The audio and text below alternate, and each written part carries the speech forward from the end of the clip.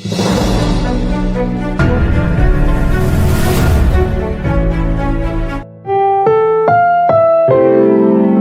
programang ito ay rated SPG. Striktong patnubay at gabay ng magulang ang kailangan. Maaaring may masiselang tema, lengguwahe, karahasan, sexual, horror o droga na hindi angkop sa Welcome back mga ka-episode plus at narito ang mga dapat nating abangan dito nga lang sa abot kamay na pangarap. Kung saan nagbabalik na naman nga itong si Moira sa Apex at dito nga ay plano nga niya na makapagkampihan pa nga sa mag-ama na si Justine at kay Eric na makapaghiganti dito nga kay Giselle.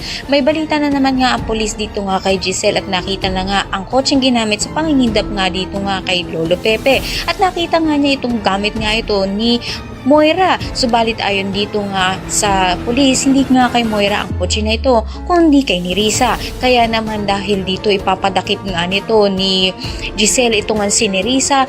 Ngunit ayon nga dito nga kay Nerissa, pinaglalaban nga niya na wala siyang kasalanan sa pangdukot nga dito nga kay Lolo Pepe, kung saan ginamit nga lang ang kotse nga niya upang makidnap nga ito nga si Lolo Pepe. Nang maiipit nga ito nga si Nerissa, ito na nga kaya ang pagkakataon niya upang sabihin at ipagtanggol ng sarili niya na wala siyang kasalanan at si Moira naman talagang kagagawan at si Zoe sa pagdukot nga kay Lolo Pepe. Lahat ng yan abangan natin. Maraming salamat sa inyo.